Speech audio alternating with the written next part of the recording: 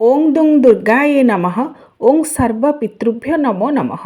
पवित्र महालय अमावास्या आश्विन मासर अमावास्या तिथि को महालय अमावास्या बा पार्वण अमावास्या किंबा सर्वपितृ अमावास्या पितृ अमावास्या बा पितृपर्व बोली कहुए। यही दिन विश्वास करा जाए स्वयं जगत जननी देवी दुर्गा भवानी सी पृथ्वी पृष्ठ को आगमन करिथांती। सेथिपाई महालय अमावास्यार परदिन अर्थात आश्विन शुक्ल प्रतिपदारे माँकर नवरात्रर घट स्थापन करा जाए।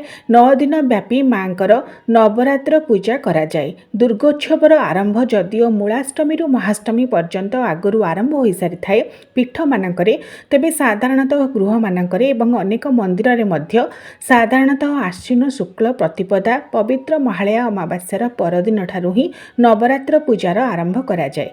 तेबे दर्शक बंधु आसंतु जानिबा महालय अमावास्या दिनटी जेहेतु पितृपर्वर अंतिम दिन, कारण यही दिन दीर्घ 15 दिन व्यापी पालित होउथिबा पितृपक्ष बा अपर पक्षर परिसमाप्ति घटिथाए। पितृगण को सम्मान दबा उद्देश्य आश्विन कृष्ण प्रतिपदा ठारू महालय अमावास्या पर्यंत दीर्घ 15 दिन व्यापी पितृपक्ष बा अपर पक्षरे पितृगण उद्देश्य रे प्रत्येक दिन तर्पण करा जाए। निर्दिष्ट दिन रे श्राद्ध दिया जाए, किंतु जो माने 15 दिन अपर पक्षरे श्राद्ध देई पारंती नाही पितृगण उद्देश्य रे केउ कारणवशत बा असुविधा वशत से माने सर्वपितृ अमावास्या बा पितृ अमावास्या पवित्र आश्विन अमावास्या महालय अमावास्या दिन ही पितृगणकर संतुष्टि विधान निमित्त श्राद्ध देइथांती। सेथिपाई पार्वण पक्षर पूर्वरु एही श्राद्ध महालय अमावास्या दिन अनुष्ठित होइथिबारु एहाकु पार्वण श्राद्ध बोली मध्ये कहा जाए। महालय अमावास्या को पार्वण अमावास्या बोली कहा जाए। चलित वर्ष 2024 मसीह 2 अक्टोबर बुधवार दिन महालय अमावास्या पड़ुछि। साधारणतः विश्वास करा जाए श्राद्ध पाई रोहिण मुहूर्त एवं कुतुब मुहूर्त शुभ साब्यस्त होइथाए।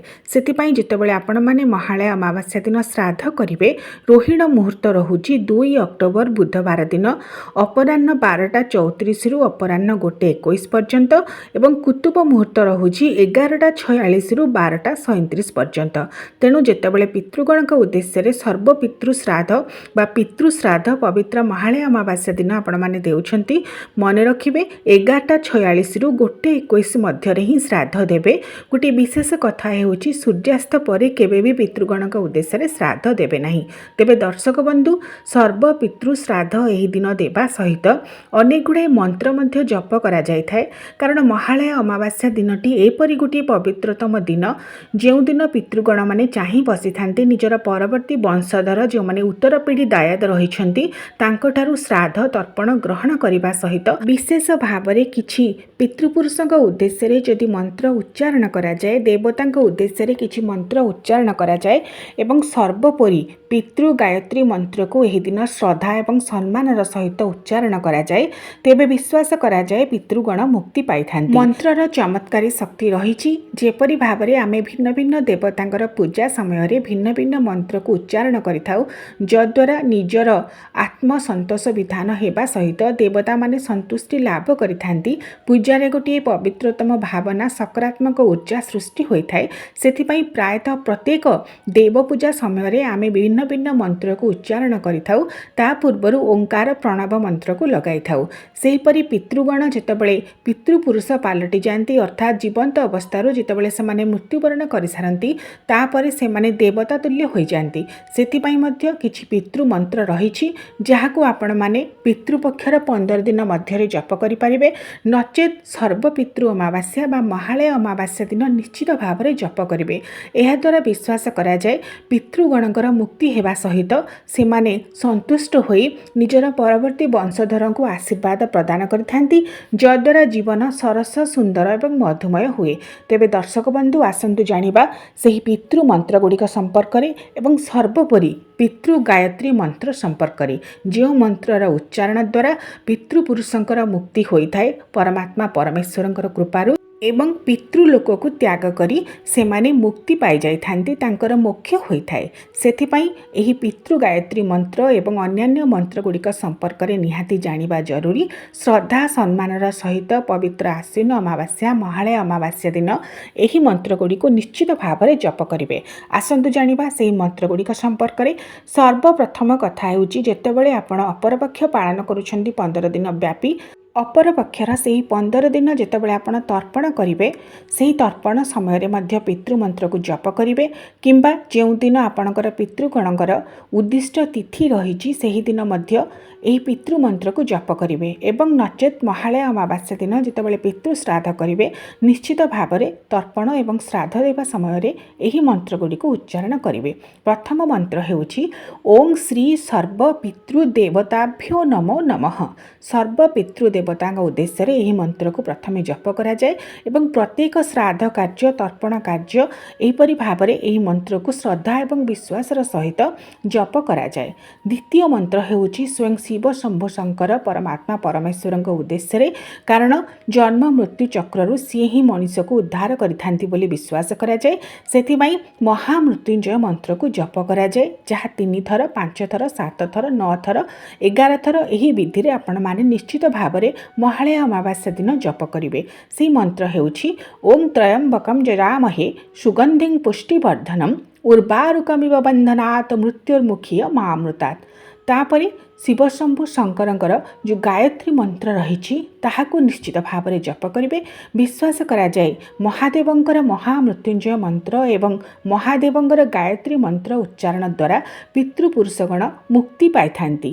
ମହାଦେବଙ୍କର ଗାୟତ୍ରୀ ମନ୍ତ୍ର ହେଉଛି ଓଂ ତତ୍ପୁରୁଷାୟ ବିଦ୍ମହେ ମହାଦେବାୟ ଧୀମହି ଚ ତନ୍ନୋ ରୁଦ୍ରଃ ପ୍ରଚୋଦୟାତ୍।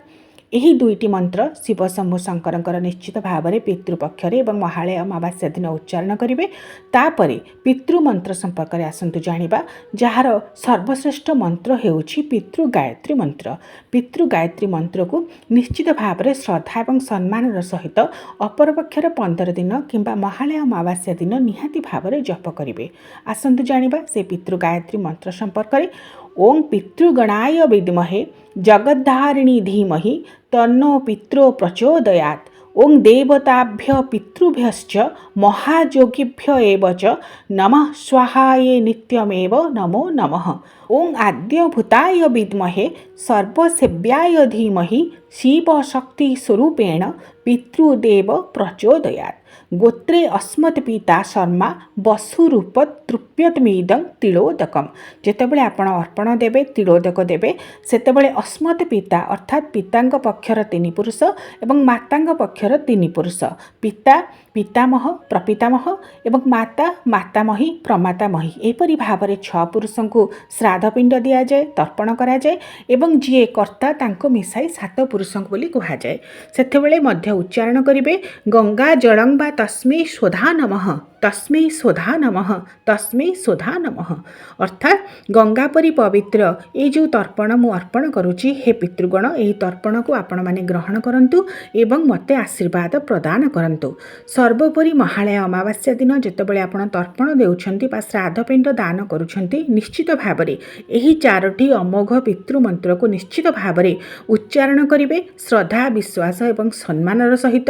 ସେହି 4ଟି ପିତୃମନ୍ତ୍ର ହେଉଛି ଓଂ ସର୍ବ ପିତୃଭ୍ୟୋ ନମୋ ନମଃ, ଓଂ ପିତୃନାରାୟଣାୟ ନମଃ, ଓଂ ନମଃ ସର୍ବ ପିତୃଦେବାୟ, ଓଂ ନମଃ ସର୍ବ ପିତ୍ରବେ ନମଃ। ଏହି 4ଟି ପିତୃମନ୍ତ୍ର ତା ସହିତ ସର୍ବଶେଷରେ ଓଂ ନମୋ ଭଗବତେ ବାସୁଦେବାୟ ଏହି ମନ୍ତ୍ରକୁ 3 ଥର ଉଚ୍ଚାରଣ କରିବେ। ବିଶ୍ୱାସ କରାଯାଏ ସ୍ୱୟଂ ଶ୍ରୀମନ୍ ନାରାୟଣ ବିଷ୍ଣୁ, ଯିଏକି ବିଶ୍ୱଦେବା ରୂପରେ ପିତୃଗଣଙ୍କ ଉଦ୍ଦେଶ୍ୟରେ ଦିଆଯାଉଥିବା ତର୍ପଣ ଶ୍ରାଦ୍ଧକୁ ଗ୍ରହଣ କରନ୍ତି। ସେଥିପାଇଁ ତାଙ୍କୁ ପିତୃନାରାୟଣାୟ ନମ ମନ୍ତ୍ରରେ ପିତୃଗଣଙ୍କୁ ମଧ୍ୟ ଏହି ସମୟରେ ଆବାହନ କରାଯାଏ ଏବଂ ଶ୍ରାଦ୍ଧପିଣ୍ଡ ଦାନ କରାଯାଏ। ଅର୍ଥାତ୍ ଯିଏ ପିତୃପୁରୁଷଗଣ ସେମାନେ ଯେତେବେଳେ ଇହଲୋକ ତ୍ୟାଗ କରନ୍ତି, ନାରାୟଣ ନାରାୟଣଙ୍କ ପାଦପଦ୍ମରେ ସମର୍ପିତ ହେବା ପାଇଁ ସଦାସର୍ବଦା ମନରେ ଆଶା ପୋଷଣ କରିଥାନ୍ତି ଏବଂ ସ୍ୱୟଂ ନାରାୟଣ ମଧ୍ୟ ବିଶ୍ୱଦେବା ରୂପରେ ସେହି ଶ୍ରାଦ୍ଧ ତର୍ପଣକୁ ଗ୍ରହଣ କରି ତାଙ୍କର ଆତ୍ମାକୁ ମୁକ୍ତି ପ୍ରଦାନ କରନ୍ତି। ସେଥିପାଇଁ ପିତୃନାରାୟଣାୟ ନମ ଏହି ମନ୍ତ୍ର ଏବଂ ଓଂ ନମୋ ଭଗବତେ ବାସୁଦେବାୟ ଏହି ଦୁଇ ମନ୍ତ୍ରକୁ ମଧ୍ୟ ବିଶେଷ ଭାବରେ ଏହି ସମୟରେ ଉଚ୍ଚାରଣ କରାଯାଏ। ପବିତ୍ର ମହାଳୟା ଅମାବାସ୍ୟା ଦିନ ଅପରପକ୍ଷର ପରିସମାପ୍ତି ଘଟେ। ଯେଉଁମାନେ ମହାଳୟା ଅମାବାସ୍ୟା ଦିନ କିମ୍ବା ଅପରପକ୍ଷର 15 ଦିନ ମଧ୍ୟରେ ପିତୃଗଣଙ୍କ ଉଦ୍ଦେଶ୍ୟରେ ଶ୍ରାଦ୍ଧ ଦେଇ ନ ପାରନ୍ତି, ସେମାନେ ପବିତ୍ର କାର୍ତ୍ତିକ ଅମାବାସ୍ୟା ବା ଦୀପାବଳି ଅମାବାସ୍ୟା ଦିନ ପୟା ଶ୍ରାଦ୍ଧ କରି ପିତୃଗଣଙ୍କ ଉଦ୍ଦେଶ୍ୟରେ ମଧ୍ୟ ତର୍ପଣ ଶ୍ରାଦ୍ଧ ଦେଇପାରିବେ ଏବଂ ସେହି ସମୟରେ ମଧ୍ୟ ଏଇ ଯେଉଁ ମନ୍ତ୍ରଗୁଡ଼ିକ ମୁଁ କହିଲି, ଏହି ମନ୍ତ୍ରଗୁଡ଼ିକୁ ପିତୃ ଗାୟତ୍ରୀ ମନ୍ତ୍ରକୁ ବିଶେଷ ଭାବରେ ଉଚ୍ଚାରଣ କରି ପିତୃଗଣଙ୍କର ସନ୍ତୁଷ୍ଟି ବିଧାନ କରି ଆଶୀର୍ବାଦ କାମନା କରିବେ। ଓଂ ସର୍ବ ପିତୃଦେବଭ୍ୟୋ ନମୋ ନମଃ।